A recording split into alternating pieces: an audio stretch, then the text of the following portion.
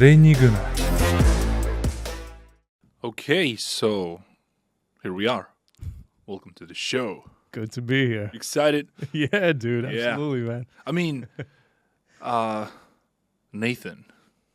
That's your name. That's me. That's what people should be aware about when they're listening to this episode, especially you from Spotify or something. Yeah, sure. But yeah, I mean, tell me before we get into you, no pun intended. How many podcasts have you been to before? I think this might be my third or fourth, but it's been a long time. Yeah, It's been a long time. Yeah, I think the last one, the last real podcast that I was on was maybe a little over a year ago. okay. Yeah. So you have had podcasts in Estonia. Two of them in Estonia. Yeah. Okay, what were they about? The first one was about art and living life as being an artist. The second one was about the Prince. It was the podcast was done after the last day of shooting. So I finished the day of shooting, and then as soon as that was done, like the guy brought all his podcasting equipment to the set, and as soon as I wrapped everything up, I was doing the podcast about the film. And the third one was just two guys sitting around talking about life and stuff like that. Just life in general. Well, today's podcast is probably going to be a combination of all of those. Yeah. So we're going to talk about art. We're gonna talk about guy stuff probably. Yeah. You know, two guys talking about guy stuff. Of course, natural. Who knows where we end up? Yeah. Who knows? But okay.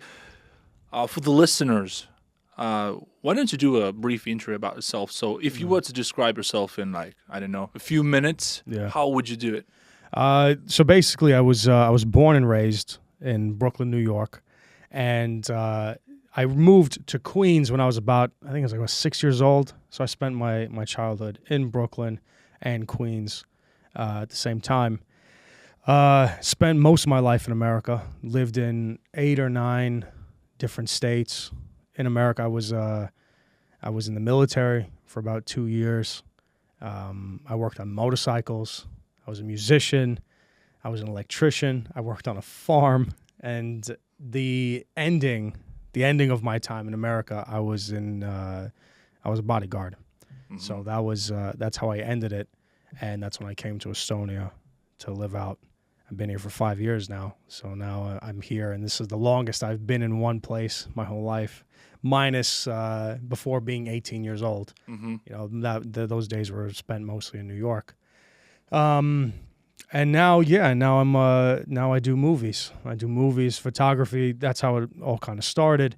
And it started there. But of course, my end goal for myself was to go into film, which is what I loved to do when I was, 12, 13 years old. I loved doing that. That's when like the first version of iMovie came out. You know what I mean?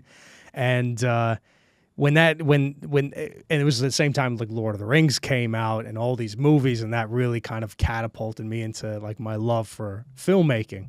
But of course, you turn 18 years old, you face the real world, and you realize, well, I'm not gonna put my cards into this. You know what I mean? I'm gonna face the real world. I'm gonna join the military. I'm gonna do more, the normal person thing. You know what I mean? And love doing it. It was great, and I learned a lot by living in that real world and not being such a dreamer at the age of 18, 19 years old.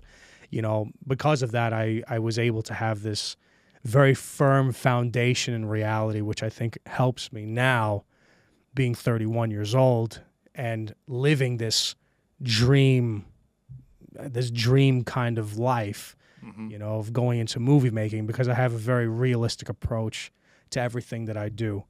So it's very good to get that groundwork, that first 10 years of my life, that groundwork in. But yeah, now all my time is dedicated to film, photography. Every once in a while, like I said, now it's become a hobby. But yeah, that's script writing, screenplays, and everything that goes along with that, designs and all that. Yeah. Yeah, I mean, we'll get to the films soon enough, but before we go there, how did you end up here anyway, and what has made you stay So when I came to Estonia about 6 years ago. My brother got married in Finland, and after the wedding was done, he went on a honeymoon, and I was there with my whole family, the whole French side of the family, and we were all wondering, like, what are we going to do for the next 2 days? So we're like, okay, let's spend a day. Let's go to Estonia. Let's go check it out. We hopped on the ferry, and it's one of the ferry rides where you get on, you go to Tallinn for a few hours, you get back on the ferry, you go back to Finland. One of those simple things. And as soon as the ferry started getting towards Tallinn, I saw, of course, the old town. And I lost my mind. And within 2 hours of being there, I told my mother, I told my father, I told everyone, I was like, I'm moving here. This is where I want to live. Just the beauty of the city. I love the cold weather also. We came in the summer, but I knew, of course, like, you do get the cold weather, and I love the cold. So that was another huge plus. But I wanted some peace in my life. At the time I was living in New York City and doing the bodyguard, which is, I still love that job. I mean, it was a phenomenal time, but I was 24, 25 years old. You know what I mean? No peace, no wife, no girlfriend, no kids, no nothing. My work was my life. And I wanted to slow down a little bit and kind of enjoy my life a little bit, And that's when I made the decision. I was like, yeah, I'm gonna move to Estonia. And I'm French. I have French citizenship and all that, so I don't sound like it, but I guess that's the beauty of it, right? Be French without sounding French. So moving here was fairly easy, and staying here, it's just, I love the country. I mean, obviously there is some medieval heritage here. Yeah. But this was probably one of the main reasons as well. It's not only you want to get to the more quiet place, because there are tons of quiet places in small countries around the world, but if you end up here and you see the medieval, architecture and so on, and also the culture here as well. Yeah. So that was probably the thing that got you hooked down on the artistic side. Then yes, because when I came here, it wasn't just on the reality side. Yeah, I wanted to relax. I wanted a place where I can find some peace and calm. But on the artistic side, I looked at and I was like, this is like the perfect place to film movies. Mm-hmm. You don't have to build the sets. The whole city is the set. I mean, look at all this stuff. Mm-hmm. And that's when I started getting back into like tampering with the idea of going back and making these medieval films.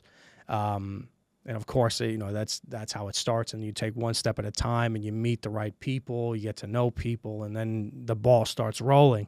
Mm-hmm. So of course, at the time, that was the idea I had in my head. It was a stretch, but that was a huge thing that kept me here, that made me move here, and still keeps me here to this day. Okay, but how would you describe this place now? How would I describe it now? Yeah, I mean, being for 6 years here, Yeah. The people, how the society works. There definitely is some difference when you compare it to the States. Yeah, I mean, absolutely. I think in retrospect, though, we have that famous saying, "Ignorance is bliss." And I've been here. I came here 6 years ago, but officially moved here 5 years ago. I've picked up on the language. I've picked up on a lot of things. But I would still say it's still so rough, so that I don't really understand what's going on around me. Yeah, I mean, it is difficult. I speak French and English, Latin languages. I have like this certain like grammar in my head that it's like this. And when I heard you guys had like 14 different tenses, I was like, guys, why? Why? Yeah, we have 14 different tenses, but we don't have the what do you call them? The present, continuous, present, all that shit. You have all those. That's true. Yeah. Which can be a real headache as well. That's a good point. If you're learning English, you get by. Right. Yeah, but I mean, I don't really I don't get bothered by anything. Mm-hmm. Nothing bothers me. Whereas when I was in New York, shoot, everything would freaking bother me. I overhear people's conversations. I see the way people are. I see the way they talk, the way they express themselves. I'm just like, it's a lot of eye rolls. You know what I mean? Which at first you can be like, well, that's all it is. It's just an eye roll. But do that every single day, and it'll get to you. What is it? It'll get to you. Drama? Yeah, the people are so dramatic over little things. You know, people blow things out of perspective. They're so emotional, especially over things that don't really matter in the end. You know, and it's not even like spontaneously, like every once in a while you see it. It's just like a continuous thing. And you know that saying in New York, like everyone has an opinion on anything, which is very true. New Yorkers have an opinion on everything. It doesn't matter, you know. I mean, Estonians probably have an opinion of everything as well. Yeah. They simply don't utter it out. They just don't utter it out. They leave it inside of themselves, exactly. you know. Yeah. And yeah, that probably saves you some sanity. Yeah, absolutely. And I think it really tied into, you know, my time in the military also, because my time in the military, I met some of the most humblest guys and very, you know, I mean, some of them were very crazy, you know what I mean? But like, that's all good, you know, you're in the Army. What do you expect? You're going to be a little crazy, you know? But we dealt with, there was a lot of things, like traumatizing things that you deal with as a young man during that time. And when you go back from the military and you go into the real world and then you witness what society is like and what people are like on a day-to-day basis. And I would look back and I'm like, well, these are the people that, you know, my guys like gave up their sanity for, you know, what we signed our life over to protect. Like, this is what we're protecting. Mm-hmm. You know, I know it can be very cynical, but like in that frame, you're like, we're protecting garbage. Mm-hmm. You know, these people are not worth it. You know, and that really got to me. You know, and they say, like, Nathan, you need to go to anger management and stuff like that. And you know, and I didn't. I mean, of course, I was angry, but there was nothing like anger management would fix or any of that stuff. You know, I was very messed up mentally because of the world around me. And then I moved to Estonia, and it all just left because I wasn't reminded of it. I know it's there. Mm-hmm. I'm not reminded of it on a day-to-day basis. So I was able to find clarity and peace in my life. And now, like, I'm just not that angry. I'm not angry anymore. It's probably a huge contrast. Yeah. When you took the military setting and compared to the everyday life over there. Yeah. But, you know, I want to still believe that there's good in people, and environment is what changes people. Mm-hmm. So, I mean, what do you think? What might be the factors that have made people like that, especially in the States, as you have described? Well, the thing is, in the States, is that everyone, which, you know, America definitely prides itself on, is like the difference in people, the difference in culture. You know, you have all these different peoples from all around the world living on one landmass, and it's like, oh, that's our power. Now, in one sense, you could say that is true, but in the other sense, if you look at the details of it, like let's take New York City for example. New York City likes to pride itself on, you know, we are the most culturally diverse city in the world, which is true. But at the end of the day, the Puerto Ricans live in the Puerto Rican neighborhood. Mm-hmm. You know, the Irish live in their neighborhood, the Italians in their neighborhood, the Koreans in their neighborhood, the Chinese in their neighborhood. So, like, yes, if you look at the city as a whole, it's very diverse. But at the end of the day, people keep themselves. Why? Because generally they don't get along. Yeah. I think in New York City, everyone hates each other. Everyone's so angry in New York City. It's because they don't get along. You know, you set a base. It's a very idealistic base where everyone in the world can come and get along. The reason, the logic behind it is very faulty if you look throughout history. Is that no, people do not get along. You know, people with their own cultures and their own people like to tend to stay to themselves. I don't find it. There's nothing wrong with that. I think it's a very natural thing. Mm-hmm. You know, but the more people you involve, you know, the worse off you're going to be. And in America, I think there's like 300. Don't quote me on this, but I think it's like 330 million. I think 330 million people from all around the world living on one landmass, and they're told to get along. I'm sorry. Like, in an ideal world, it'd be beautiful if they did, but I live in the real world. And in the real world, you put like 2 or 3 cultures together in one place, you already have problems. You're already going to have especially with countries as well. You know, you have one country adjacent to another country, and, you know, they might have their tensions and clashes, you know, whatever not. But if you put them closer, you know, communities close to each other, the chance of some clashes happening is much more prominent. Of course. Oh, yeah. And just in America now, you just have a plethora of it because you've stuck everyone in the world on one landmass. Of course you're going to have problems. Of course people are going to be agitated and they're not going to understand why this person is like that or that person's like that. And of course they don't agree on anything. Everyone's opinionated and everyone comes from their own backgrounds, you know. And again, I don't find like there's nothing wrong with it. It's just the only thing that's wrong is telling these people that they have to get along with each other, it's a stretch. It's a stretch for me. I just don't see it as a reality. Especially with cities as well. Oh yeah. You know, because when you speak about New York or any other major American city, you know, compared to this city here, they're all big. Yeah, but as we were driving here, you know, we sort of got sidetracked because of the construction. And I was like whining about, you know, this traffic, you know, driving me crazy. But then we cooled ourselves. Okay, it can always be worse. It can always be worse. But where I'm trying to get at is when you have that big of cities, you have a really small area of land into where tons of people are crammed together. Yeah. And obviously that also creates tensions because everybody's in a rush, everybody gets into other people's way and so on. I mean, but if you go outside of the cities in the United States, into some rural areas or so, is it different there? Yeah, much different. Much different. People are much nicer. Yeah. That's where you'll know, like if you go to the South or go to the West, we have that saying that the Southern, the South, they have the Southern hospitality. Mm-hmm. And it's true. They are. They're some of the nicest people you ever meet in your life. You know, that's the difference, you know. But when you go there, people are more secluded and they have their own little communities, and that's it.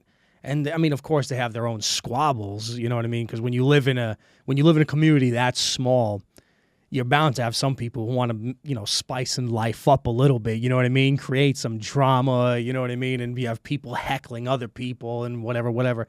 But you see, those squabbles, that's gonna happen, you know what I mean? There's no use in complaining about that because it's not life changing, it's not world altering, it's not something that's gonna take your country and plunge it into some kind of anarchist state, you know what I mean? Mm-hmm. It's okay, it's not a big problem. It's the cities. That's what gets, you know, the attention, and you see like all these people acting like this, these people acting like that. I mean, they're the ones that everyone focuses on, but the country people, like, no one really focuses on them because in the end, like those squabbles that they have, like, it doesn't matter. It's like family between family or whatever. But generally, yeah, they're much nicer. It's a much nicer way to live. But the takeaway from that is that, yeah, you can live in peace and harmony and all, you know, generally. But what do you do with your life? Do you just be a farmer? Now listen, some of my friends are farmers back in Kansas, okay? Some of the happiest people you ever meet in your life, seriously. And they're genuinely happy just living a normal life like that. And I think the problem with the modern day is that people demonize that if you want to be a normal person, you know what I mean, live under the radar and just do your own thing, whatever, and you're happy like that, they demonize that because, like, no, you're supposed to be someone special. You're supposed to do something big in the world. I'm going to tell you right now, the reality is, again, if you base it off history, okay, how many people throughout history do we remember? How many people? Only the people that did phenomenal things. The general public, we don't remember. Why? Because they're just the general public, and they live their lives, and that's simply it. You know, there's nothing wrong with being a normal person. I mean, of course, you will have your issues if you live outside the city. But I mean, I would assume at least that you're not surrounded by like those artificial issues all the time that get simply generated because of whether it's like stress or tension or perhaps even boredom. Although I'm not sure how bored you can be in the city. You can be bored in the city as well. Yeah, you Actually, can. Yeah. A really good example is a few weeks ago I visited Italy. Yeah. And at first we went to a small town called Apiro. Okay. Really nice looking mountain village. You know, you have great restaurants there. You know, people look simple in a sense that you see that they have done some work, and you know they serve you food and it's all nice. Everybody has a good mood. The weather is nice. All the food is local. All that. Everything's clean. But at the end of the trip, we went to Rome. And the streets of Rome is like full of merchants who want to sell you all kinds of stuff. Yeah. They are quite intense with you. They use their tricks. There are tons of people, tons of tourists. All the cafeterias are full, and there's even trash laying on the streets there. Yeah. So it's a real difference, even though like Italy, which has really strong cultural heritage. And then, you know, you see the difference between rural areas and major cities. Yeah. And, you know, this coincides really well with your American example as well. Yeah. I mean, yeah. So it's pretty much the same. I think it's universal everywhere. Yeah. It's just maybe here it hasn't gotten to that extent yet. But probably will. because I hope not. I Tallinn hope is not. expanding like crazy. You know, it's Yeah. expanding. We'll get our big supermarkets here soon enough, and we'll be westernized soon. Well, let's see. Let's Yeah. see what happens. You know, I think for the sake of Tallinn and Estonia, you know, as a whole, like I hope it doesn't get to that extreme. You know, where like when people say, "Oh, Nathan, what do you love about France?" And the first, I don't even say Paris. Yeah. Paris is not France to me anymore. You know, I want France. I'm going to go to the countryside. I'm going to go to Alsace, where my family lives. You know, Strasbourg and all that. You know, you go to the south of France. You go to the countryside. That's when you're going to see like real France. You know, you want to see real France. You don't go to Paris. You know, of course, you have the very French, you know, architecture over there, some of the old school stuff. But if you want the feeling, like the aesthetic, to meet the like real French people, you're gonna go to the countryside, and then you'll really get the whole experience. Would you agree that if you want to see the real Estonia, you can still stay in Tallinn? You know, I'd say Tartu, more or less Tartu, more than Tallinn. But Tallinn does have the old town. Yes. You know, it does have the old town, and it's kind of pissed off. They opened a Baskin Robbins in the old town square. Can you believe that? Like, that made me like, guys, why? Why you open a Baskin Robbins, an ice cream shop in the middle of Old Town Square, which is like so, you know, it's very classical, you know, it's late medieval, but still. And then you open an ice cream shop. I was like, oh, I hope that's not the future for Old Town. Well, maybe the money was just simply right. Who knows? Who knows? But you know, since we already started to talk about Tallinn, and we'll always somehow get to the old town again with our conversation. So let's pick up the main topic today, medieval. Mm-hmm. What is that? What is the thing that you have with medieval? So that you're drunk on medieval. Yeah, absolutely. You know, I don't even think about. It's not even like a topic anymore. It's so much a part of my being. And that started when I was young, because my father, he's an artist, you know, and I like to say like a real artist.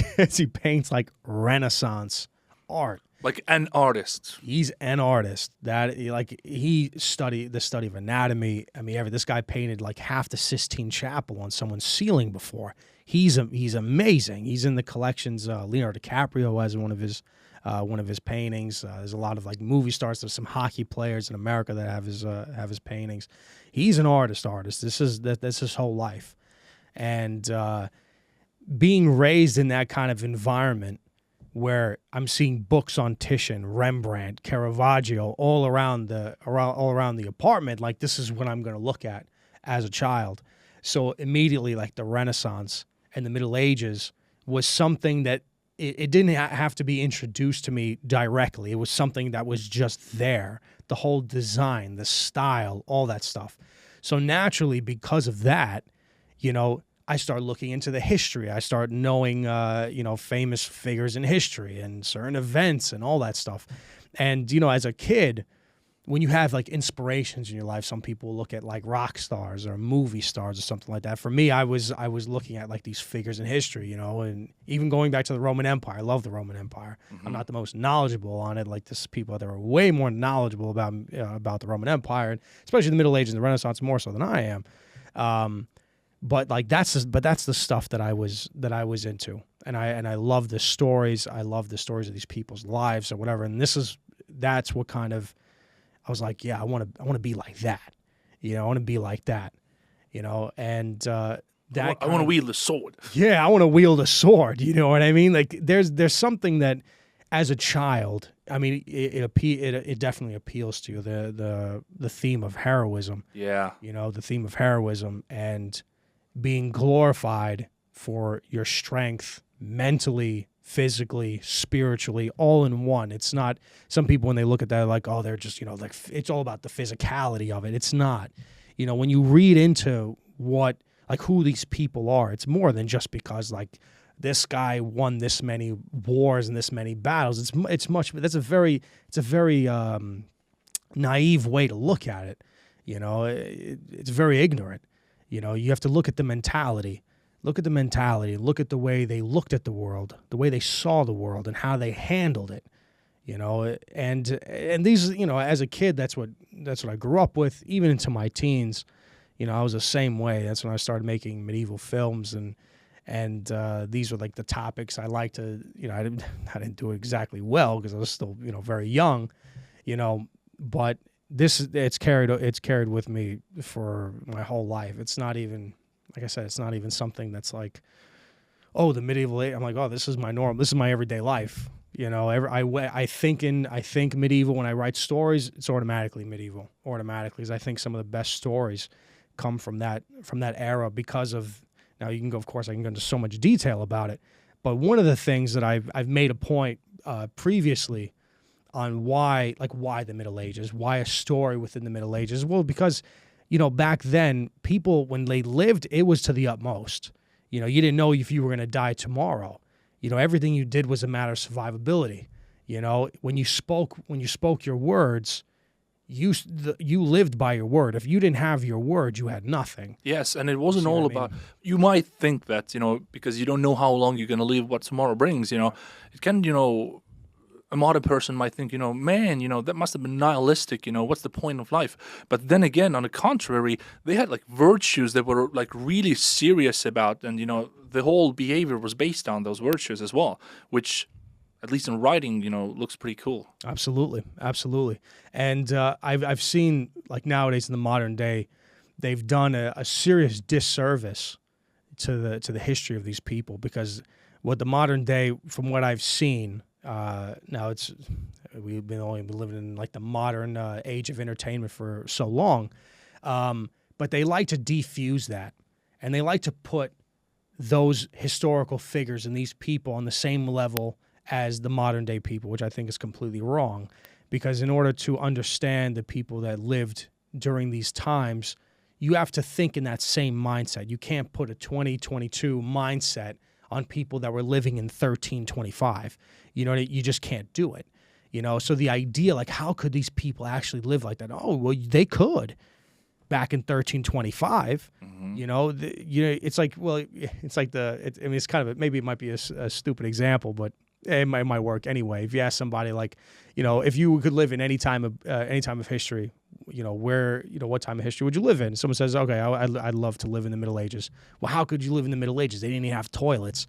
Yeah, but like, did they even know what a toilet was? If you lived in 1325, you wouldn't even know what a toilet was. So what would you be missing out on? You see what I mean? It's the matter of having this mindset. Like, okay, I have a phone. I have all this stuff. All the modern day luxuries, right? Well, if I lived back then, I wouldn't have that. Well, yeah, well, if you lived back then, you wouldn't know about it. You shouldn't have any knowledge about modern day. Yeah. It's not like you travel back in time, yeah. but you're like a clean slate. You start from there. Yeah. However, one of the arguments can be that, the lifespan was quite low, and the medical care wasn't that, and there was a lot of alchemy, all that quackery as well. So, I mean, people actually were suffering quite a bit, weren't they? Oh, yeah, it definitely did happen, but that was standard. Yeah. That wasn't anything new. That the whole idea of like the life expectancy that we know now, like, it wasn't that high back then. Yeah, I mean, we know that now, but back then, that was normal. That was standard. You never knew if you were going to live to see the next day. Of course, the idea of living to the age of 80, 90 years old, what are you talking about? That wasn't a reality for them. So if you look at like purely from like their existence and what they did, there's a lot of heart behind it. There's a lot of heart, a lot of soul behind everything that was done, and that's what makes a good story. When you rip everything away from the luxuries of the modern day world, and you go to really find what does the human soul desire? How does the human heart work? In situations like this where you really, it's you and the honor that you carry, that's what makes a good story. Mm-hmm. And this is what makes people reflect, and this is why movies like that are always so powerful. I know the Lord of the Rings, it's a fantasy, but still with swords and armor. It's the same idea. Why is that so powerful? There were themes that were explored in that film that you could never do it with a modern themed film at all. In the modern day, things get twisted. Things get twisted. You have the media, you have people on their phones, whatever. It's much easier if you want to call somebody. All you do is just call somebody, and then boom, that's it. Cool. We got that story, that little bit of the story that we needed. It's all clear just from a phone call. Well, if you make a movie from based in the Middle Ages, any historical film, it's much more difficult than that.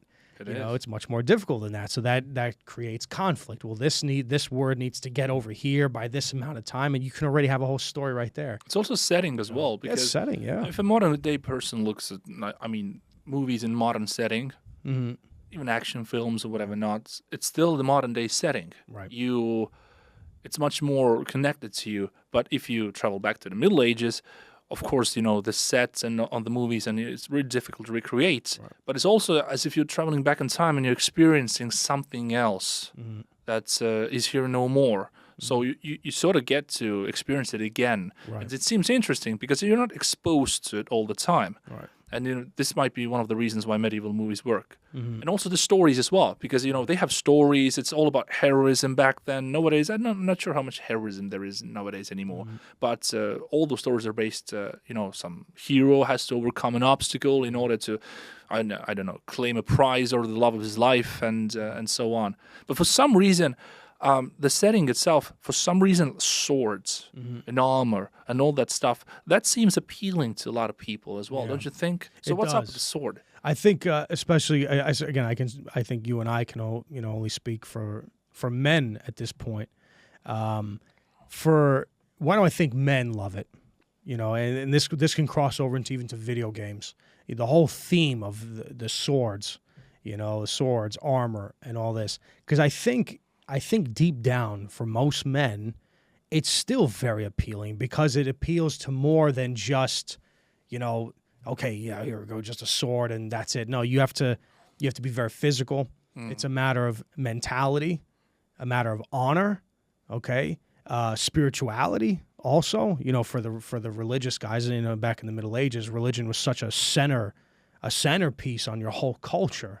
And I think that deep down, a lot of men still crave that, and this is why even in video games, like you look at video games dealing in the Middle Ages and all that, they're always so popular, because I think inwardly, it's something that comes natural to us, it's the whole journey, it's the journey, the adventure, the wildness of it. I think men we're still like that. For a lot of people in the cities, of course, it's been suppressed. I think naturally it's been suppressed based on the reality of living inside a city. And, well, my job requires me to sit at a computer all day, so this is what I have to do in order for me to pay my bills, But if you look historically, it's never been like that. Men have always been wild. We've always been very physical, very mental. It's part of our nature, and I think this is why the Middle Ages is still. It'll never lack enthusiasts. Yeah, and also, if you think about it, let's say you wield a sword and you encounter somebody else who wields a sword and there's a conversation to be happened, or duel or something. It takes much more guts to face somebody with a sword than to sit in the bushes and with a rifle, which I'm not definitely undermining in any way, but it is more physical. You have to watch your opponent in the eye. You have to be physically superior, better skills, and so on. And if you think about somebody, like you have a sword. You wake up, you have a sword, and somebody charges with the sword at you. That's, you can really shit yourself. Yeah. And you see this you can pride yourself on discipline when you bring in the sword aspect in combat with a weapon, with a sword or an axe or a pole axe or what have you. If you come out victorious, you will know it's because I had better discipline. I trained better. I was better. And that idea, that glorification of your discipline and everything that goes along with that is what men crave. There's no sneaky business going on here. You're facing head on, with an opponent, and you need to prove to be the stronger one, the more disciplined one. The more mentally stable one, because that's what it is when you go to combat. A big part of it is the mental stability, because you can easily freak out. you know, in a stressful situation like that where your life is on the line. But you see all that with a sword is in front of your face. And by conquering that fear, okay, the courage that is built up within you as a man goes up. And it goes up. You're tried, you're tested, and you're not afraid to face what life has for you, because you're already taking these steps forward. You're winning this combat, or you're protecting your family, and all this stuff raises you up. It raises the spirits. Yes, and if you want to wield the sword, and if you really want to be victorious, you have to be trained. You have to be physically fit, because I mean, the swords. If you take an average sword, it doesn't weigh little. You know, it takes, first of all, skill, but still like physical power as well, which also is translated into how you look as well. Because back in the day, yeah, I mean, food wasn't that abundant. You still had to search food. You had to work like crazy to get food. This means that there was no chance of you of becoming overweight. Only the nobles perhaps would have come, But if you're like a knight, you have to wield a sword. You have to, you'll never know when your next meal is. So you're constantly like this threshold of slight hunger. Right. So you were fit.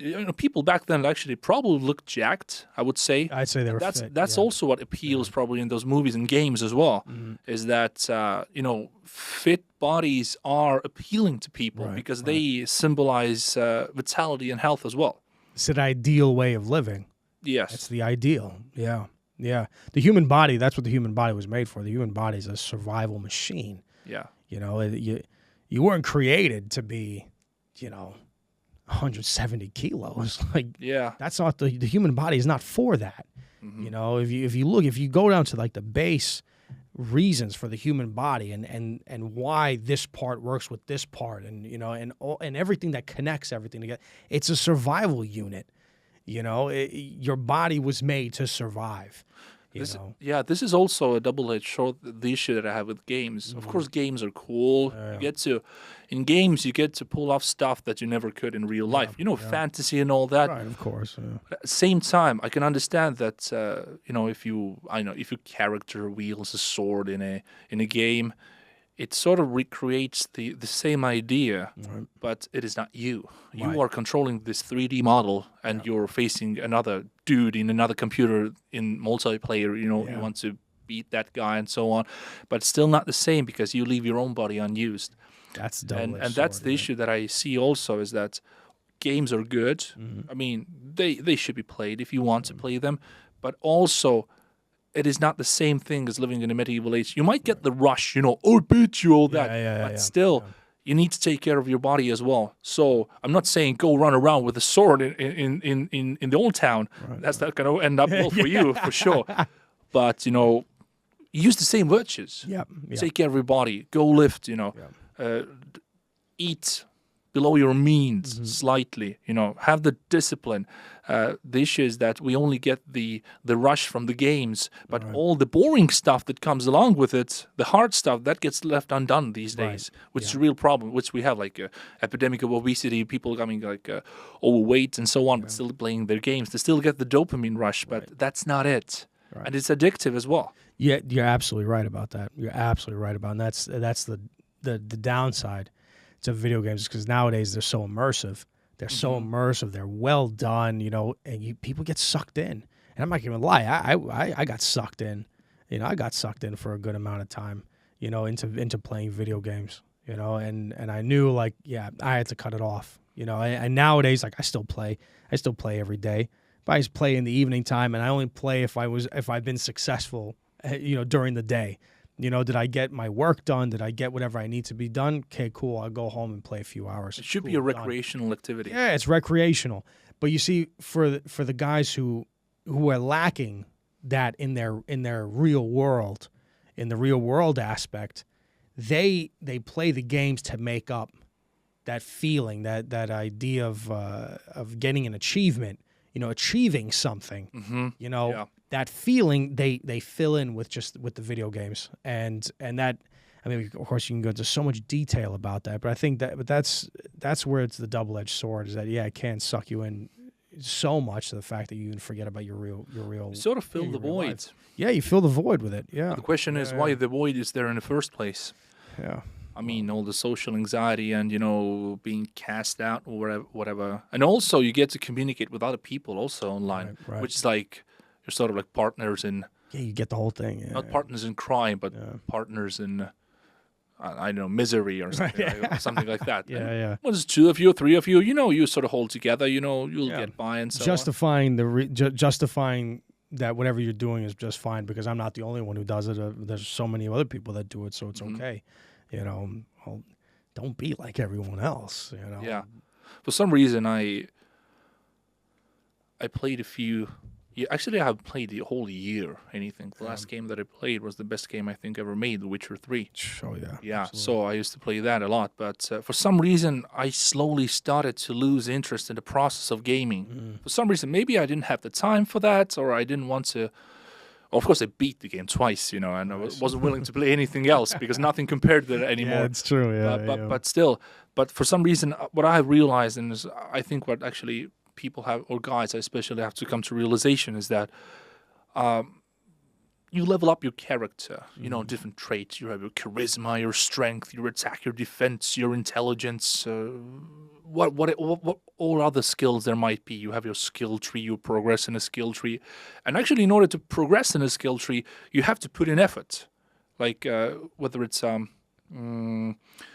not physical wise, but still you have to do tons of clicks, calculated clicks, and then you get your prize. And when you get the prize, when you get your level up, when you get your better armor and so on, you feel good, and other people in the multiplayer, they can see it and all the stuff. Yeah. So you feel good about yourself, but you don't feel good about yourself. You feel good about the character that is actually wearing this new armor and has better levels and so on. Yeah. So instead, you're taking all that effort that you have, all that effort, and which you're actually willing to do, and you're putting this effort into this 3D world, this 3D model, that somebody has created, and it's not everlasting. Games die out. Yeah. So in what I realized is that all the time, like hundreds of hours that I might put into that game in order to develop the character, what if I could do the same thing, put the same energy into my actual self? Right.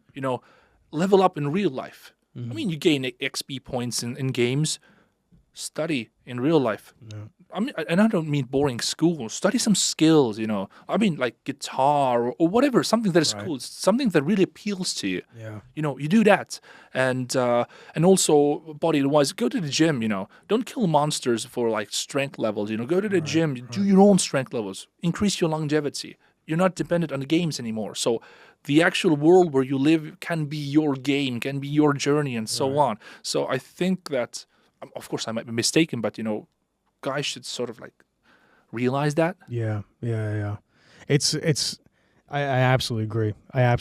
And it's kind of sad that nowadays a lot of I got a lot of problems with that. A lot of men, they turn down the challenge.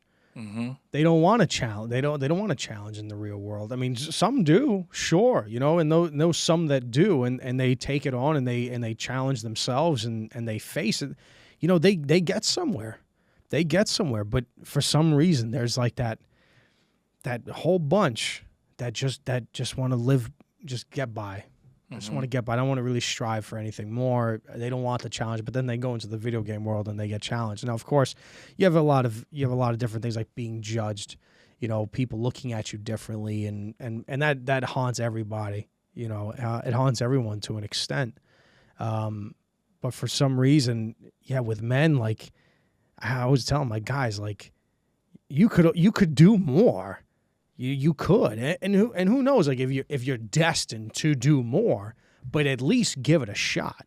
At least give it all. Because when you start doing that, when you start challenging yourself, you will the courage within you will go up.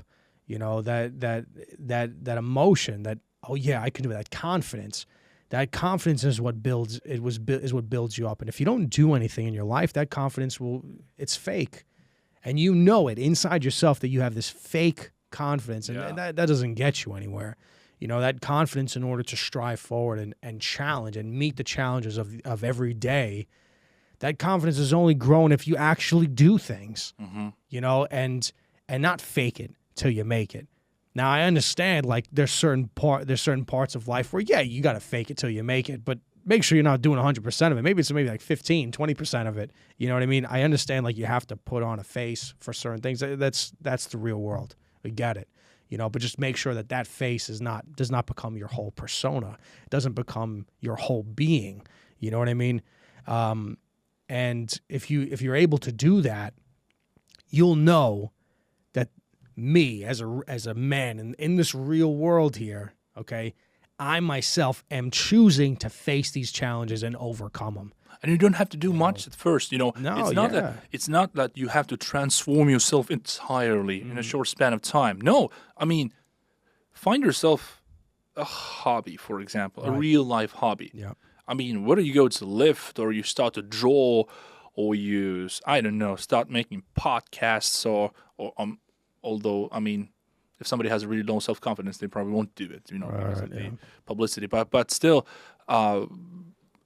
again, I'm drawing whatever that is, something in the real world. Pick one and try to devote yourself for some amount of time. And if you really, you know, have put some amount of time in it, then you see, holy shit, I'm actually progressing. I'm see actually the fruits of your labor. Yes, I'm actually becoming better, you know? Yeah. I mean, you play a guitar for like a few weeks and then you pick it up at one time. Oh, wow. A few weeks ago, I had no idea I'm capable of doing that. Same with physical training, same with studying. So yeah, still, I mean, gain your experience, level up yourself. You don't have to do it all at the same time. Right. But if you get a taste of it, you sort of become not necessarily addicted. I don't like the word you become enamored. Yeah, enamored by all this. You get hooked on like chasing success. Of course, that can also go in a bad way because you become arrogant and too self-centered and so on. But still, I mean, do something. Don't do much. It's when you said about like the physical training, because I think that is a huge thing that every guy can do that. That's not cut off to anybody. Anyone can do that. And it's always so funny when people they face depression and like the answer, go to the gym. You know what I mean? I mean, if you say it like that, of course, it sounds kind of stupid. But I always tell guys, go to the gym, because when you do that, something simple like that, all right, just give it some time, and you'll be able to see what your human body is capable of. And you see that right there, then you start getting some small grains of confidence, because then you see what you physically are able to do. I was telling a friend of mine, he was coming to the gym with me for some time, but it took a while for him to get there. But once he did, he tried to lift a heavy dumbbell, and he was able to do it. I told him, I was like, give it a few weeks. That's going to be nothing to you. A few weeks happened, and he was doing it. And it was like, oh, shoot. It was like a huge reality check for him. It was like, oh, shoot, like I am capable of doing this. This is what it is. Just test yourself, and even though the gym is not going to solve all your problems, but what it is going to solve is you coming to that reality that you are capable of doing things that you may not have thought that you were able to before. And that attitude that starts there will start naturally carrying over into everything else you do. Oh yeah, there are many athletes who have said that, and especially with me as well. When I mean, the main thing that I actually started to do when I was young, when teenager, 14, when I went to the gym, is that I sucked at team sports. Right. I wasn't able to catch a ball, and I was rejected and so on. But then I started to develop on myself. Hey, I'm responsible for this thing alone. Right. That's only me. And you really started to work on myself. And when you actually see the progress, you think, what I can do to progress even more. It is one way to build discipline. It's a really good discipline builder as well. Absolutely. And just like you said, it will transition to other areas of life as well. Yeah. But at the same time, is that the most difficult part when somebody is depressed is getting to the gym. Because when somebody's really depressed, you feel out of energy. You're dragging. It's almost like you're a really old person, or like you're really sick. Physically, it's really difficult. But and the craziest thing is to overcome that. So this is probably when somebody might need some supports, some social support from friends and so on, who drag you along with the gym.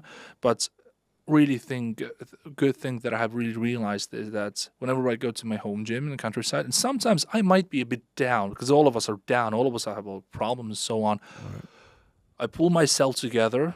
I do the workout. Mid-workout, I really enjoy the workout. And once the workout is finished, I'm a different person. I'm Yeah. able to communicate and to be, I mean, in better mood and so on. So, and then the day is fixed. So this actually is like a therapy. It's absolutely true. And I wish more people would take it seriously. Yeah. I wish more people would take that seriously. It's not just like some meathead just tells you go to the gym. No, there's actually much more behind that.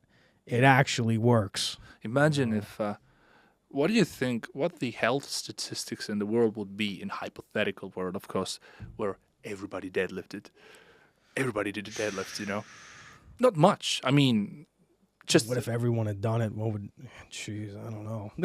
I mean, that would make some sort of impact. You know, would. Of course, it's not that simple, but if everybody had this quota to fill somehow Right. to put the physical effort there, Mm-hmm. I mean, not only the body composition wise, not only general health wise, but also mental health wise as well. Yeah.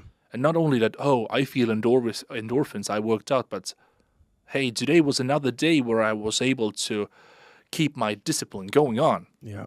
Yeah. Yeah, absolutely. And it's the same thing with the challenge aspect. If you challenge yourself to do something that you before didn't think you could, and you start doing that attitude, like I said before, goes into everything else that you do in life, you know. And I don't know if you do them, but you know, you do like the cold showers, like the cold baths, like the ice cold, whatever. I've been doing those things for years.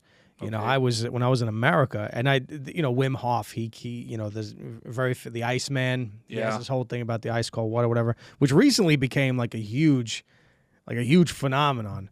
I was doing this thing like 7-8 years ago. You know, I was going through like this. I had this stage in my life where, you know, I was pretty depressed. You know, based off of what happened in the military and things like that, and I jumped into a cold shower and I realized how much better it made me feel, you know, and I continuously did that, and it sucked. It's terrible. You know what I mean? You're freezing your ass off, you know. But then I started realizing, like, well, that was like the most difficult part of the day, was just doing that. And then everything else was like, well, I had the same idea when we were in the car earlier. I'm like, it could be worse. You know what I mean? And then like you stop getting so emotionally affected by the stupidest and littlest things. Yeah. You know, because you're like, yeah, it could be worse. You know, I think, and that's what it is. When you put yourself in challenging aspects, whatever it is, or even how small it is, it doesn't matter. Again, that attitude goes over into your everyday life. And then you start doing that, in like 1, 2, 3 years down the line, you look back at who you were back then. You're like, I can't believe I've achieved everything that I've achieved. Yeah. This is crazy. And one of the most important things is that it has to come along with gratitude. You know? Oh, yeah. I'm grateful that I have done this. I'm grateful that I'm here. You know, I'm not going to fucking stop. I'm going to move forward. You know, I'm going to make the best that I can. Stay humble. Yeah. Stay humble. Keep your head low and realize that this is not it. I think for a lot of people, it's not because you're better. It's not because you're better than everyone else. Everyone starts at the same point. You've just done more. If that other person did the same thing you did, they might be at the same level as you. Mm-hmm. You know, you always got to remember that. And when you see somebody who's struggling, whatever, give them that help. Give them that helping hand. You know what I mean? And tell them, like, you're not alone. You know, you're not alone in this. What you are alone in is making the decision to take that step forward. And if you're not going to make that step forward, like, I mean, the world can tell you whatever you want to hear, you know, blah, blah, blah. But at the end of the day, it's you solely by yourself that has to make the decision. I'm gonna step out of this, and I'm gonna start making those small steps to improving my situation here, you know, emotionally, mentally, spiritually, physically, whatever it is. You know, that's what it all comes down to. And I think there's a certain level of discipline that it takes to make that decision. Now, you can say, like, some people don't have that discipline. Well, that's another topic you can talk about, like the childhood. You know, where do you come from? You know, and I think, like, a lot of people nowadays, they say, well, if you look at the childhood, well, they don't know any better. I don't find that as an excuse at all. We live in 2022. Everyone knows better. Okay, it's your decision on whether you're choosing to go the bad route or the good route. You know, I don't care if you were raised in the ghetto. I have a lot of friends in New York City that were raised in the ghetto. They turned out just fine. Because you know why?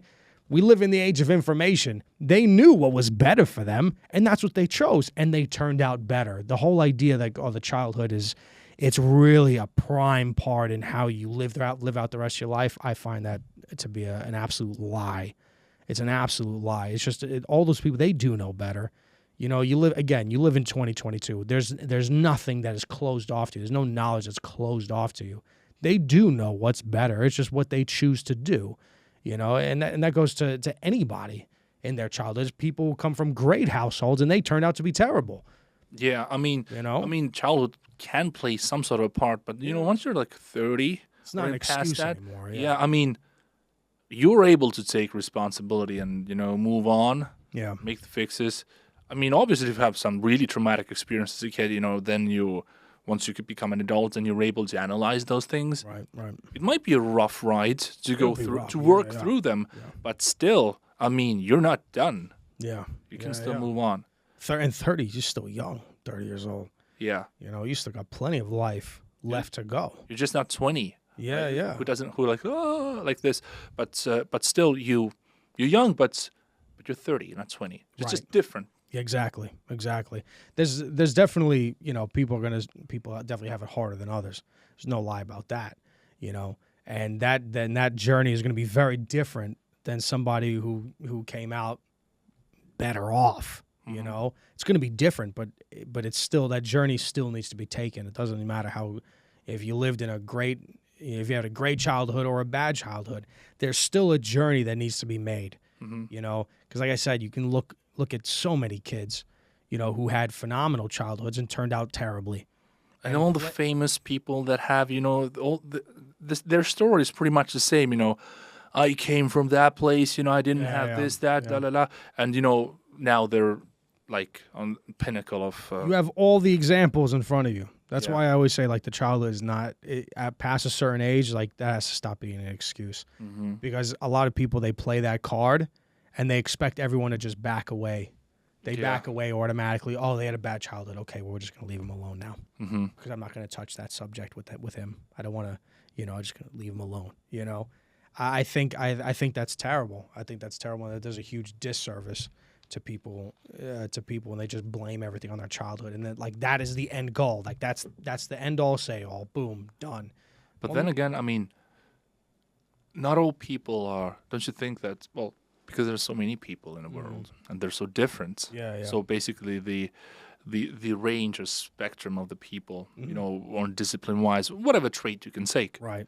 It's different. So some people, no matter how much you tell them or how much you lecture them or give advice, will still not take the advice because they're not able to do it. So some people sadly are with quite low discipline. Absolutely.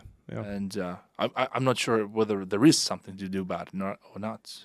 I think that because you're right. I think a lot of people are like this, and this is not something that they were born with. I think this is something that's been bred in the modern day. In the modern day, there's a huge pride aspect. Everyone is taught like, oh, it's all about me. It's all about pride. You want to stand out. Exactly. You want to stand out. And well, in people's eyes, like you can't stand out if you're really just doing whatever that person says. No, if I'm going to do this, I'm going to do this alone. Well, okay, but will you ever do it? You see what I mean? Yeah. It's like that whole idea, like if someone tells you to do something, you're not going to do it just to spite that person. That's foolishness. That is foolishness. If someone is more wise than you and they come and tell you, probably this is the better route is to go this route, listen to them, humble yourself, realize that you are not the smartest in the world here. There are people out there who are far more experienced and far smarter than you ever will be. Okay, if they give you some advice, listen to it, and this is what I've done. And this is what my father taught me. It's like, Nathan, learn from these people. If someone who's seen more, who's done more, learn from them. And if you're not going to listen to them outright, you always said at least listen, at least think about it. At least think about it. Mm-hmm. Think about what that person has told you. Also, be humble in the sense that. Even if you don't agree with the person, and even if the person is not smarter than you are, once you still had a conversation with that person, I mean, you're still smarter than you were before the conversation. Exactly. Even if it's the fact that the person didn't offer you anything, it's still information. Right. Understand why they think the way they think. Yeah. And once you come to grips with that, next time you have a conversation that's similar to that, boom, you're like, oh yeah, I was faced with this same kind of predicament before. I've been in this predicament before, and you see, and through that you become wiser. Mm-hmm. You know, you become more knowledgeable about the world around you and why people think the way they think. You know, based on whatever backgrounds, because like you said, there's so many people and everyone. You know, you can sit here and talk all day about specifics. You know, there's specifics to anything that you can think of. You know, there's no use talking about the specifics. You talk about the general. You have to look at generally. You know, and of course, like what I'm saying, like what I think that the modern day like promotes this whole idea of pride and not humbleness or whatever. You know, that's my hypothesis. Do I know that's a fact? No, I'm not sure. Like that is the prime reason. But from what I've seen, humbleness, the theme of humbleness has taken a back seat nowadays, and now it's about like, look at me. Don't you think that people? Well, it's obvious that people love to stand out. Right. People love attention. Yeah. So, but I'm left to think that people want to stand out for the sake of standing out. But the only way you can really stand out if when you've done something or whether you accomplish something. Yeah. So instead of focusing on how do I get likes and how do I become popular, that should not be the goal. No. I think I mean, being popular or well known or deemed as like competent. Actually, this is the word, competence. Do your own thing that you love. Yeah. Try to excel at that thing, and once you do, all that standing out of pride and popularity, that will come by itself. A byproduct. Yeah. Yep. It should be. Yep. It should be. And you see the people that do stand out that way. That's what sticks. They don't have to. They don't have to work for it. Exactly. Yeah. Exactly. You're already doing something wrong where you're initially going to something saying, "How do I stand out?" Standing out is not the end goal. Yeah. It is not the end goal at all. If that's the very first thought you have, what can I do to stand out? You will do anything. Create drama. Yeah. You will do anything so that you can just achieve this idea of standing out. And then when you do, it lasts for like a day, maybe 2 days. That's it. And then you're an afterthought. And then you try to pull off even crazier shit. Oh, yeah. Just to top yourself, and then you end up being a lunatic. Yeah. And you're just obsessed with this idea of standing out and being over people and all that stuff. Standing out, fame, all that stuff should be a byproduct of what you will just naturally do. Yeah. Being your own person. That's what it's. You always talk about like changing the world. So many people want to change the world. I want to go out there and change the world. Like, no, that's not how it's done. Changing the world, changing your communities is a byproduct off of what you naturally do. Mm-hmm. It's not something you go out of your way to go, I'm going to go change the world. Like, no, that's not how it works. Changing the world, changing people around you, changing your communities, all that stuff is a byproduct of just you being true to yourself. You're not going to change the world. I'm not going to change the world. Like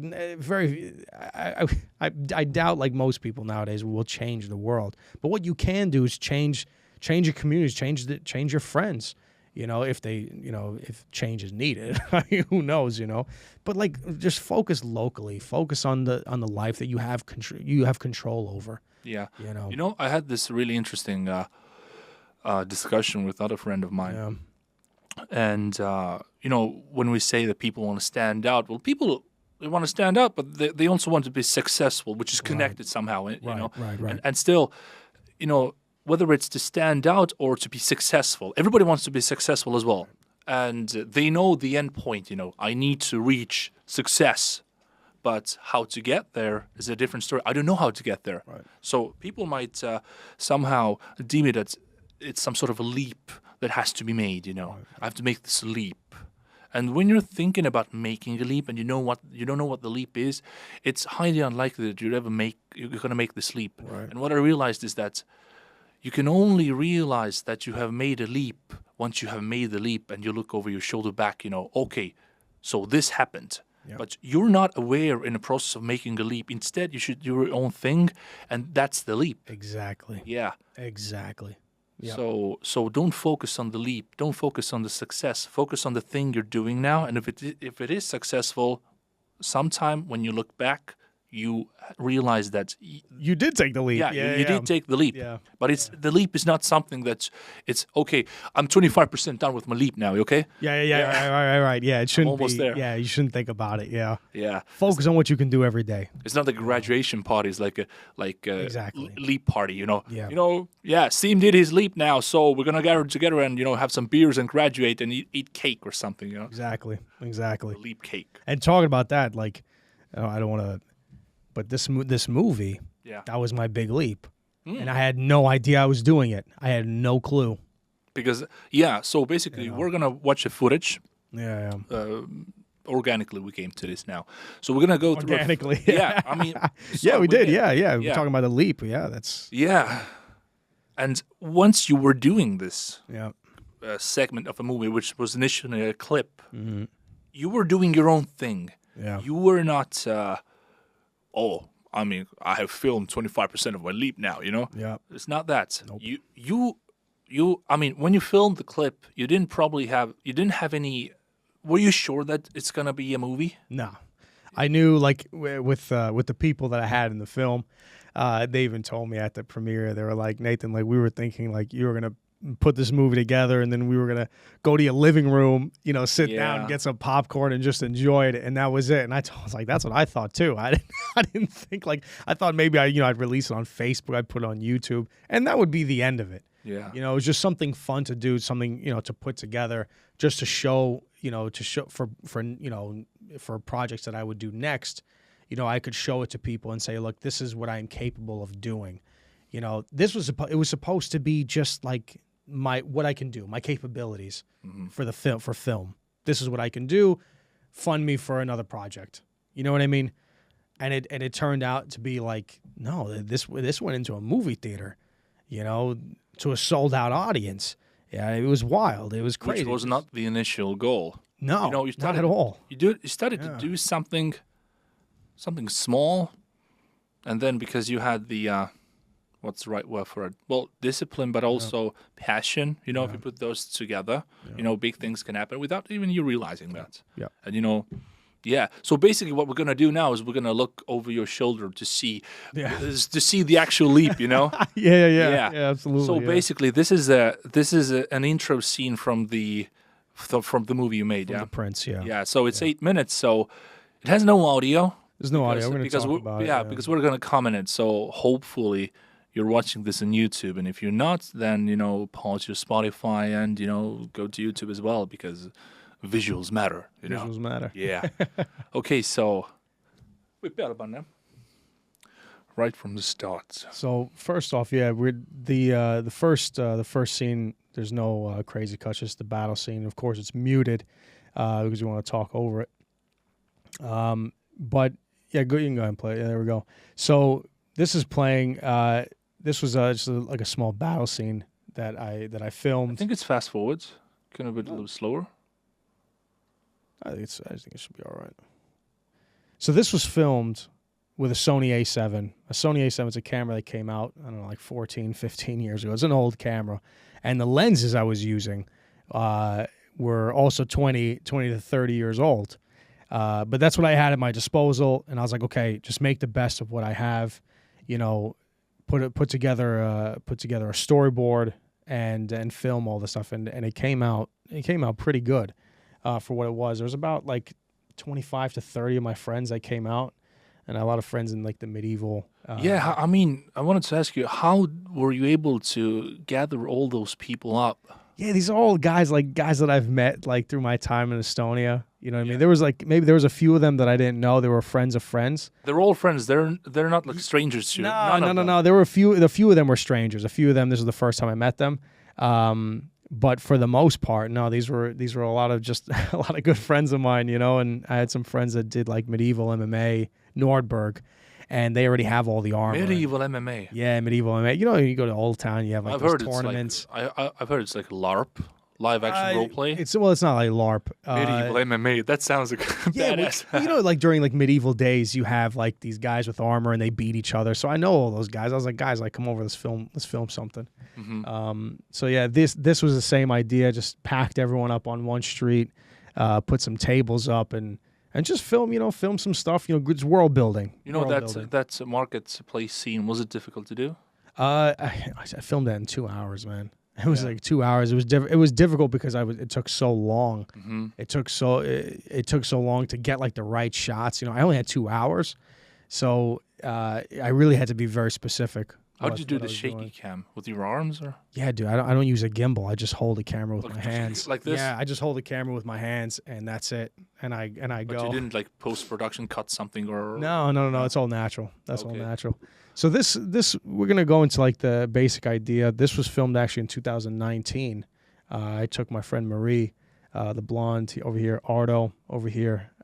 We went to the forest, and I told him like basically this is like an idea for a film that I had, and you know we filmed this in about 3 hours.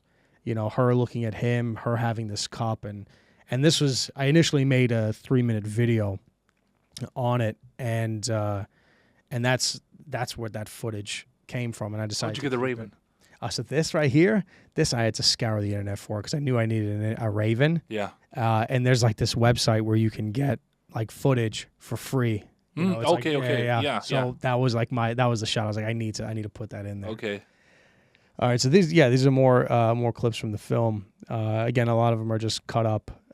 This from a design aspect. You know, again, world building is such a huge part of this. You know. And you know, I mean. They're not talking much in the movie, but the facial expressions do the work for some reason. So I think so.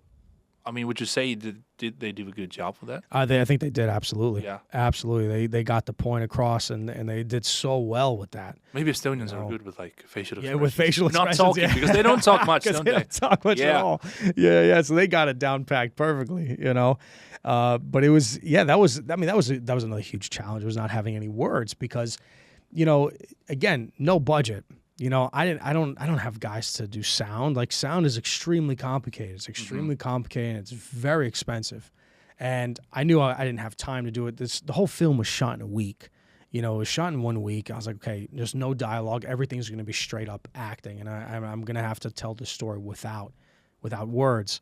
And in that aspect, you know, these guys did a phenomenal job, you know, getting the story across. And I think, you know, the majority of people who had seen this film, they understood it completely. They understood the story from beginning to end. There were some questions that they had, but they were questions that I wanted them to have to go into the next film. And the next film will be a full-length film with dialogue also. And that's where we're going to explore like the mysteries of the cup and all that. But everything here, like this is all stuff that I had control over. It was just the camera positioning, the costumes, you know, the fog that you see in this scene. That was like my friend with like a vape. You know what I mean? Like he had a vape machine. He was lying on the ground just blowing smoke because you can't like stick a whole like a nicotine vape or specialized like machine? You know, just like a vape. You know, where you have people like the e-cigs. You know, the e-cigarettes. Yeah. That's what it was. Okay. Yeah, because you couldn't stick a whole smoke machine in there. It would be too much. So a lot of this was just very like run and gun off the fly, you know, and yeah, it was just it's a lot of the design work, you know, of getting the sets looking correct, you know, all that stuff is what you don't have to pay money for that, you know. That's just a matter of being artistic enough and understanding what it is that you want. And going with that and making it happen, you know. But was it difficult to get props for that? So this a lot of this was filmed at Old Hansa, and a lot of this was already the furniture that they already had in the restaurant. We filmed it during the COVID time period, so the restaurant was closed.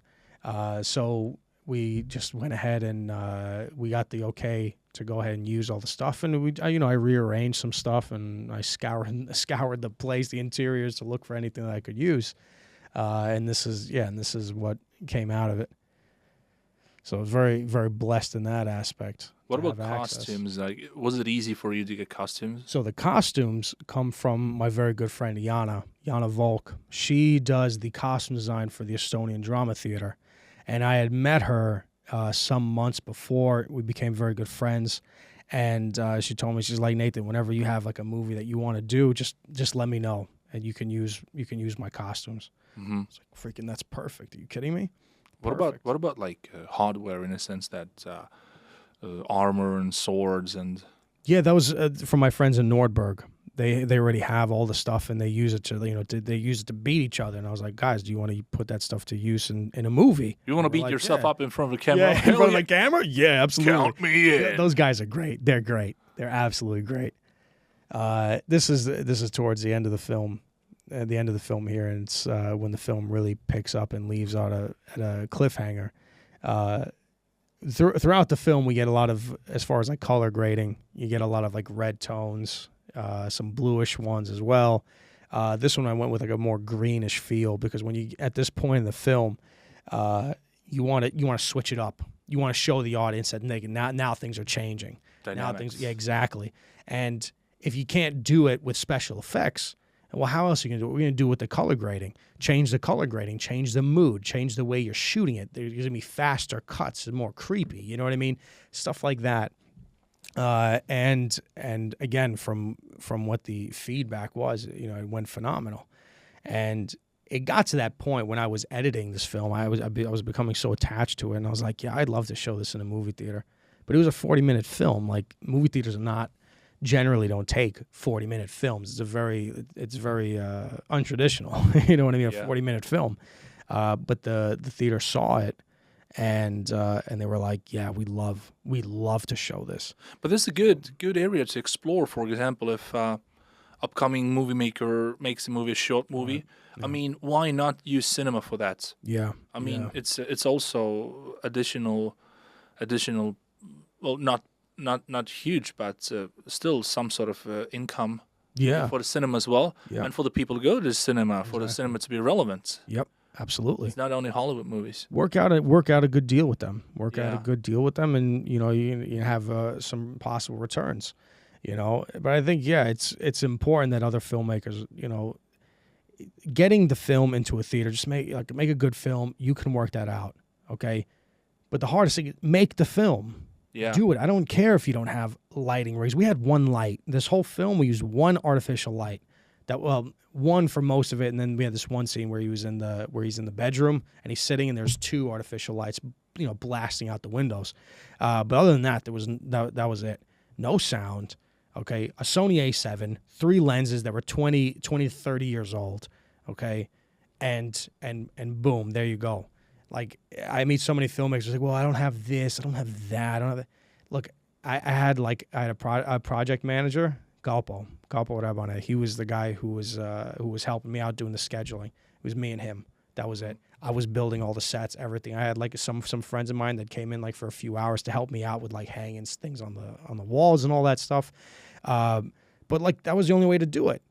Like, I wasn't gonna cut this project off just because, like, well, I'm the only one here and I can't do this by myself. No, I am going to do this all by myself, and so be it, because I want to make this freaking movie, Where there's a will, there's a way. Yeah, and also when you have a theme as well, or a story. Oh, yeah. For example, what impressed me most about this movie was how educated you are about Estonian, first of all, history, but as well as mythology. Right. So you kind of have taken both and intertwined them into this movie. So this is what really impressed me. And I mean, every person is probably impressed when somebody, especially abroad, comes and has a great amount of interest in your mythology and history, and especially does the thing that you can actually watch and see. So, I mean, yeah. How would you comment all the Estonian mythology? I think that's what's that's at the core of this was the Estonian mythology, and starting it off with that.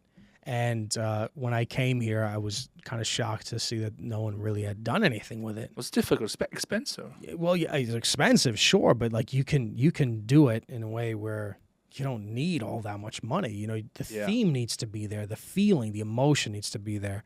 And when I was, I go around Estonia, there's always a lot of like these fairy stories, like the fairies in the woods and like these spirits in the woods and all that stuff.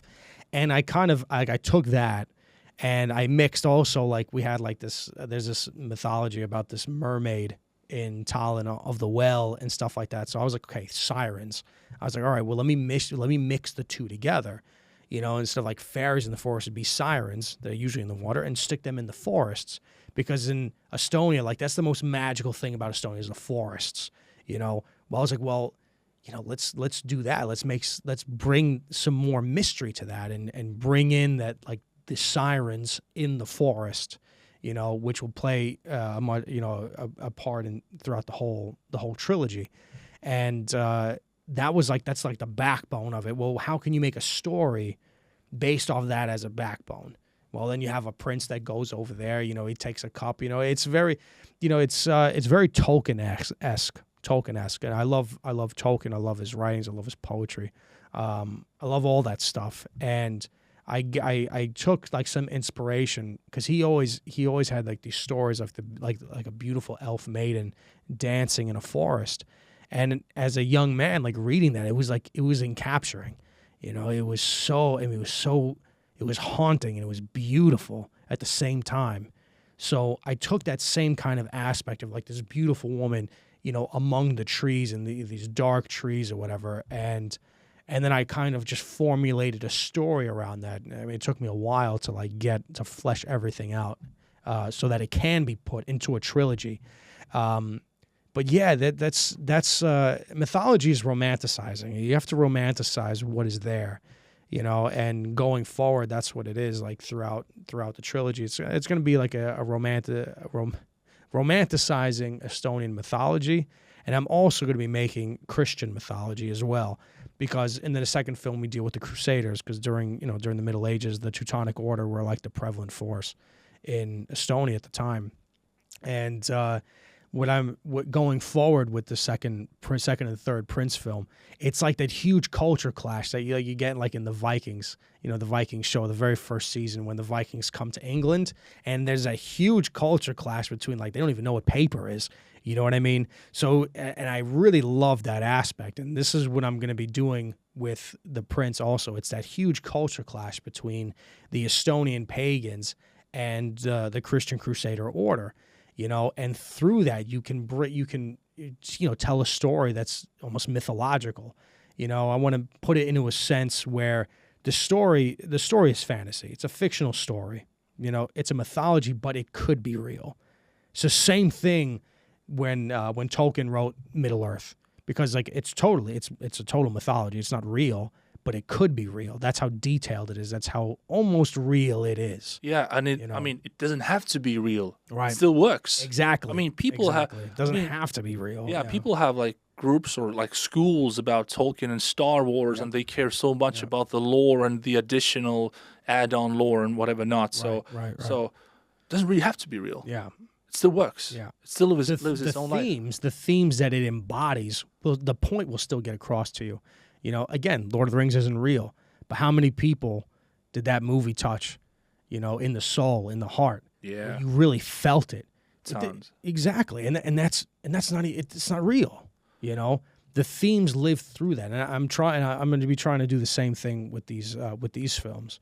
Yeah, I mean, my memory might be flawed, but if I try to recall now, is that whenever I was a kid, I don't remember that I was taught in history class or somewhere about Estonian mythology, because I don't know much about Estonian mythology, nor the medieval history.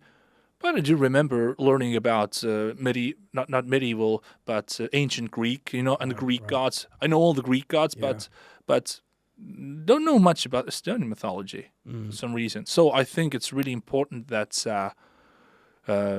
you're here and trying to bring this into life. Yeah, absolutely. Same. I learned about Greek and Roman mythology, but nothing really past that. And then some of the medieval with King Arthur and all that. Probably every mythology might work, you know, in different countries. Yeah. All of them work. You just need the right execution for that. Right. The light needs to be shown in that area. Yeah. And once it is, and you look at it, you're like, oh wow, that's any type of mythology can be cool. But for some reason, Hollywood only has adopted, you know, ancient Greek and medieval and you know, King Arthur and all the core ones, the popular ones. Yeah. It is what it is. But yeah, it is what it is. But it's a new world to explore. What is this? All right, so this is all right. The mask here is a base for the design work for the second Prince film. We have a character who has leprosy, and he's a leper, and he wears a mask. And the first thing that I had, of course, was from the movie Kingdom of Heaven, which I absolutely love. Terribly historically incorrect, like horribly incorrect, but the design work of the film is phenomenal. I love a lot of Ridley Scott's films. So this mask, if you see King Baldwin in Kingdom of Heaven, he was also a leper, and he has a mask similar to this. And this is the base of it. This is like the shape of it that I want, and the idea is to make it cast into metal and do our own designs into the mask. The character who wears the mask, the character who is a leper, is one of the captains of the Crusading order. So he does have some status. And so we're still figuring out ways on how we could incorporate that into the design of the mask, because the mask is so much of his identity. You never really see his face. You only see this metal mask that he wears, and the rest of his body is covered with linen. So a lot of the character has to be described into that one single piece of his costume. I was watching the trailer actually of Kingdom of Heaven today before I came here, and I thought to myself, I have to do this, You put it on like, withdraw your army. We all die here. We all die in here. No need for blood. For this God that watches over us. It was, I remember seeing that movie. I was a younger guy, and just like seeing him on screen was like mesmerizing. Yeah. How creepy it is. And also with masks, masks work for some reason. Absolutely. And Ridley Scott has done that through a lot of his films, is always having like this mask. He did it with Gladiator. He's fighting that big guy, and he was wearing that mask, and he starts bleeding from the mask. It was always, always some... Even modern ones. But for example, if you look at the movie V for Vendetta. Yeah, V for Vendetta. It's a great movie, yeah. In my opinion. Mm-hmm. But also, what is the main thing about the movie? It's the freaking Guy Hawkes mask. Yeah. And that's what people remember. Yep. And that's what where the fandom, the center of the fandom also lies. Absolutely. Yeah, so masks really work, and helmets, which are also like, they can be deemed as masks as well. Right. Yeah. I mean, with helmets, it has to be, in order for like a helmet to really be a staple, it has to be designed so much different than everything else. With a mask, it's more personal because you have the casted face of the man just completely still. It was also a famous movie. Amadeus came out a long time. It was about Mozart.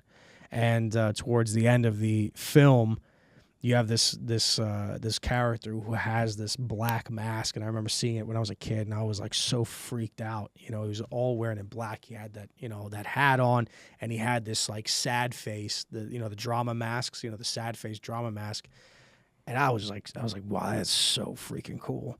And then he turned his head, and it has the happy face on the back. But this is like back in the day where like that whole look, like now you can see that everywhere. But that time it was just like, wow, that's freaking intense, Mm-hmm. But I've always had this fascination with masks, so I'm very happy with this next film. I'm actually going to be able to make my own character with this mask, So that's again, this is the base of it. Of course, there's like, the holes are somewhat bigger because I do want to have like the makeup for his face, because when you have leprosy, your whole body is peeling off. Yeah, you sort of want to make it evident that he's sick. Yeah, exactly. So I made the holes a little bit bigger so you can see even on the mouth. The mouth will be, the skin will be coming off.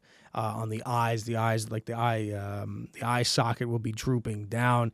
You can tell something's wrong, because you do want to show that there is an actual man behind this mask, and play that into the story and so on and so forth.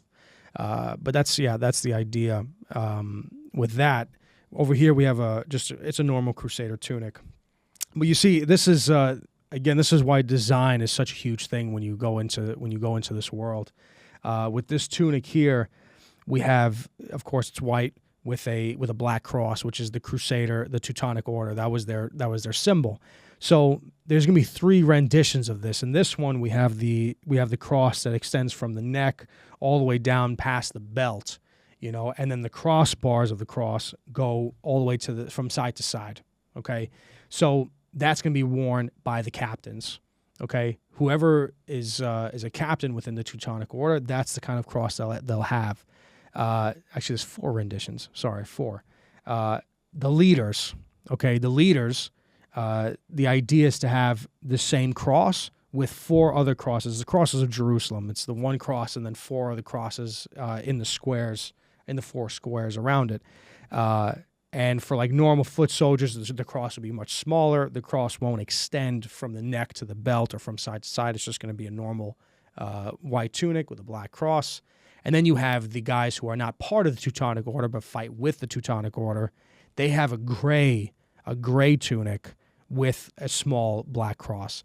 So just by having those designs in there, you don't even have to say who is who. You can just tell, okay, he looks like that. That guy's closer to God. Yeah, exactly. That guy's closer to God, But this is how it was in real military. You can tell if someone is ranked higher based on how many stripes they have, how many bars that they have. Exactly.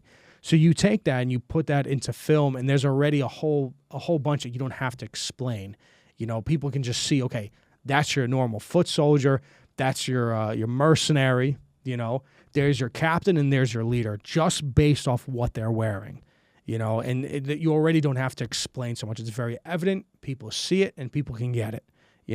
Will certain things be said in the film? Of course, you're going to see like, well, the guy is going to refer to this guy as captain or him as a normal soldier, blah, blah, blah. But these design choices, and this is a very simplistic way to look at it, but you do that in everything. You take these simple design choices that takes no money to decide these things. You make these design choices. So it's to build a world. It's to build a world around you. If everything in the world looks the same, well, like you kind of lost. And I don't want to bring the Witcher TV show into this, but that's why I really disliked it. Everyone looked exactly the same. You look at a Skelligan. The guys are from the islands or whatever. They look just like everyone else. There was nothing special about it. There was nothing that really was like, oh yeah, like the Skelligans are on screen here. You know what I mean? The Cintrans look like this. There was nothing, and this is where Game of Thrones capitalized, was all design. When you were in the North, when you were in Winterfell, you knew you were in Winterfell because these guys looked like this, they dressed like this, and they talk like this. You see what I mean? Yeah. If you were in King's Landing, they all look this way, they talk this way. You know what I mean? There's always a specific look. The Greyjoys, same thing. Martells, same thing. You knew where you were based off what everyone looked like and what they were wearing. There's so much that goes into that. Of course, people don't think about it because it should be just a natural thing. If you're in this part of the world, you're part of this country, you're going to look this way, you're going to sound like this. And this is why in the second Prince film, it's going to be in English and Estonian. When the Estonians speak to each other, they're going to speak in Estonian. And when the Crusaders speak to each other, it's going to be in English. And then when they speak to each other, it's going to be in English. But it's the idea that like only certain people can actually talk because they know the language, and Vikings did this very well. When Ragnar and his Vikings come over, Ragnar's doing the speaking, and all of a sudden the Vikings are speaking Old Norse and the Saxons are speaking Old English. Whenever they came together, there was that element that I found really, really cool. So I'm going to try to incorporate that into the second Prince film because, again, what does that do? Creates the world.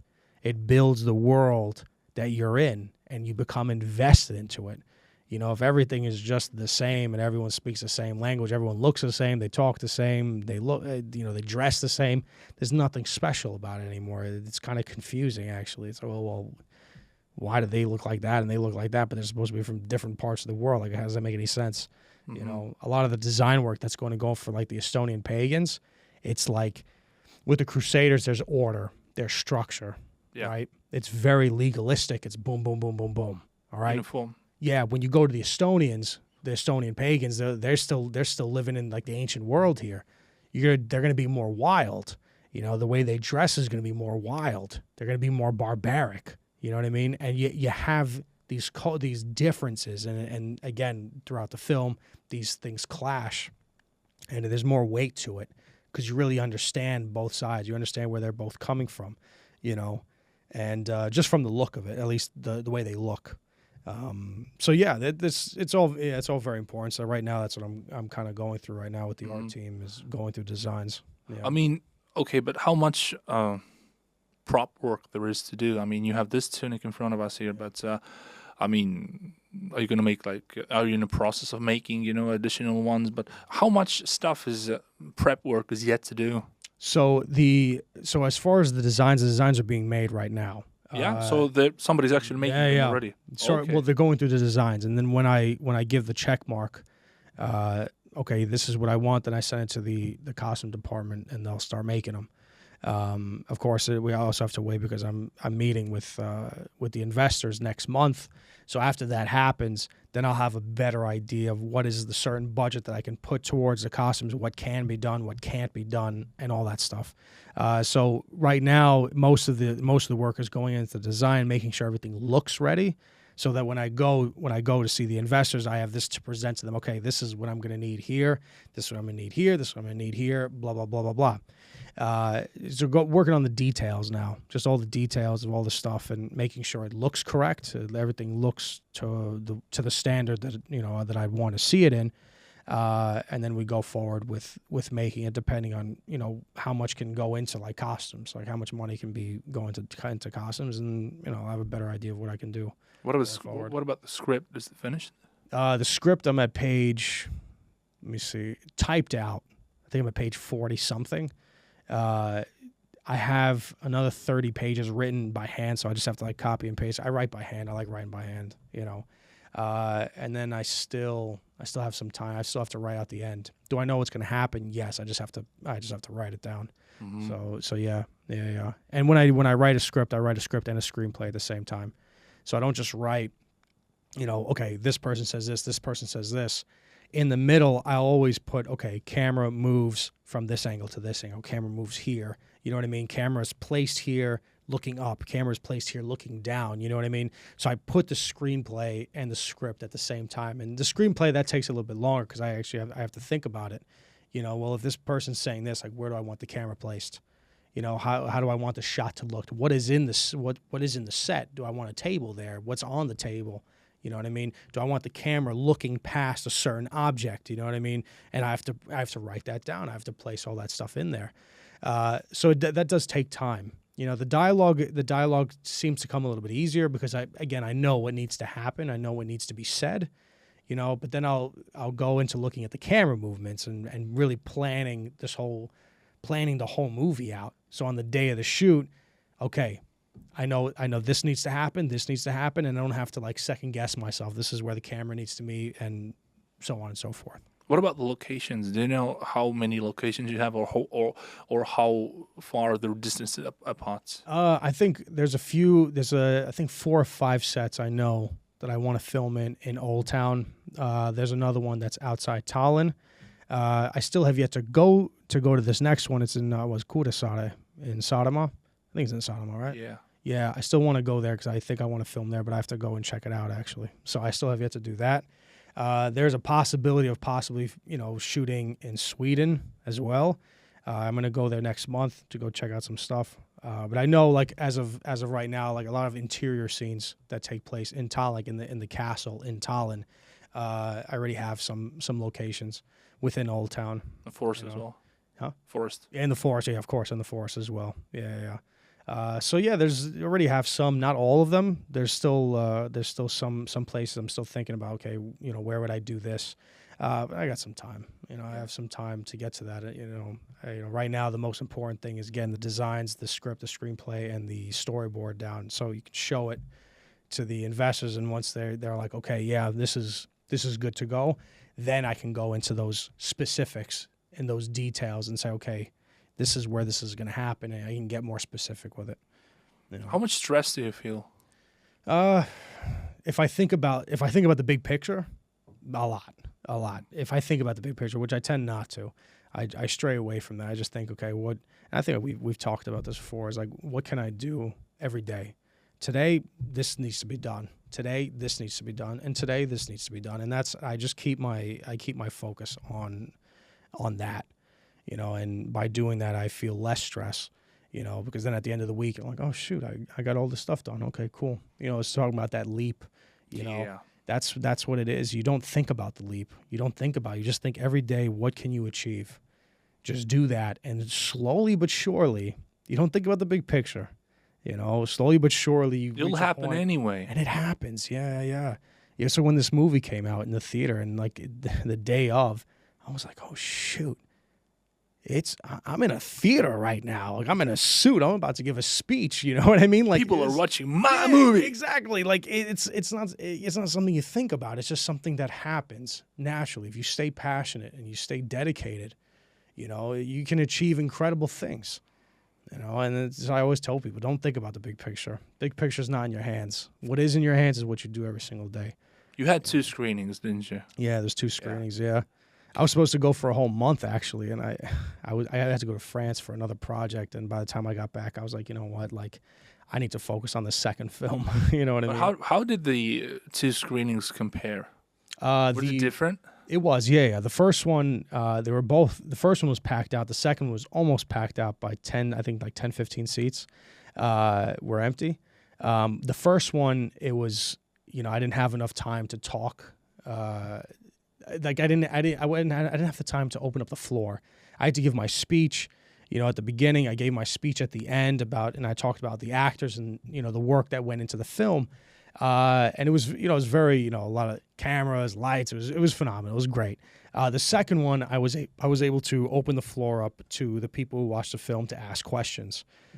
So that I enjoyed talking about, because I really got a little insight into, what it is that they saw, what is it that they took away from the film, and I was able to answer some questions, and I was very happy with that, because the direction at which people were thinking was exactly what I wanted. Because that's what those questions that they had would be answered in the second film. Okay. So the correct the hook was there, and I was very happy with it. So yeah. But what was the feedback of the people? The feedback, well, there was one guy who was very interested. He was like, there's a scene at the very end, like past the first part of the credits, where to me it's very obvious, but there's a black cross in a window for the old man, and is that the Teutonic Order?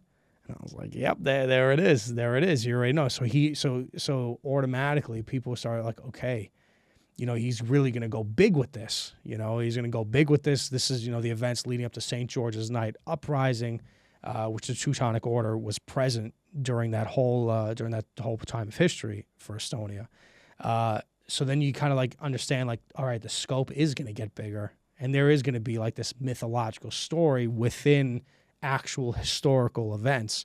There were some theories about what the cup is. Which was all well. I was very happy to hear what people were thinking about it, because again, these are questions that will be answered in the second film. So yeah, I was very happy with what people were thinking. Is it just a random cup, or is there something special about it? There's something special about it. There's something special about it in the sense that it's a catalyst to something much bigger, to a theme that's much bigger. The cup isn't what's necessarily evil. It's what's behind it that is. You see what I mean? So the way it's presented is like, well, this cup is like, that is like that. That's giving into the cup. Exactly, giving into the cup. That's the whole idea. But then when we go into the second film, we see that, well, it's not that specific cup. It's what's behind it. That's the real evil. That cup is just a representation of what the real evil is. You see what I mean? That's like the face of it, but it's not just that cup. You see what I'm saying? So yeah. I mean, to slowly end it, but do you have a Do you have something in sight past those two films, or at the moment you're simply focused on those films so much? I have, I think 3 other scripts for 3 other films. Oh, gee. Of course you do. Of course you do. I have okay, so I have the first Prince, obviously. Then we have the second and the third one. Then I also have another script that I'm working on called Barons and Kings, and that's a modern day film. It's it takes place in the modern day, but it's not in the modern day reality. It's reality it's a different modern day. So I have that one, and then there's another film. That's the big one. That's the big one. That's the one I always wanted to do. A medieval film, obviously. But I got to a certain point. I was like, "There's no way I can film this. I'm gonna need a serious budget." So one day, it's on the shelf right now. One day, when if I become successful with this, I'll bring that out, and if I have the right funding for it, and hopefully make that film also. Can you provide a summary, or you want to keep it a secret? I mean, generally, how can I say it? I don't know. It's in a fictional universe. It's a fictional universe, but reality at the same time. It's not like there's dragons and all that stuff. It's not. I wouldn't even say it's like the Lord of the Rings, where it's really it's really fiction. They're like real warriors in history, just put into a fictional world. Yeah. And you have struggles between this culture and that culture, and how they get along, and what happens in between it, and the fall. I explore the themes of honor, like what is honor, how is honor portrayed, and what do people do to achieve this honor. What do people do to lose honor? It's about it's a lot about that. But what is the thing that would require such a big budget? The people, mass armies. It's a war movie. It's a war movie. You need horses. You need guys with armor. You need all this stuff. Can't you replace it with CGI? You could, but even CGI nowadays is expensive. Freaking expensive, man. Yeah. So I don't know. We'll see. But I like the CGI, but to a certain extent. I don't want to overdo it.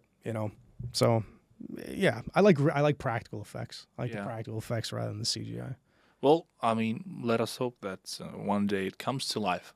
Yeah. But before that, got to focus on the Prince movies. Yeah, that's the main one right now. Make the best out of them. I think you will make great impact. I already told you before. But yeah, I mean, okay. I mean, we talked quite a lot, So, yeah, we did. Yeah. So time to wrap this up. I mean, thank you for coming on, man. Dude, pleasure to be here, man. Who knows, baby? I mean, I'm telling you this. If the first Prince movie is out, we're going to do another episode and analyze the Prince movie. We'll do it. On the screen. So, yeah. Okay.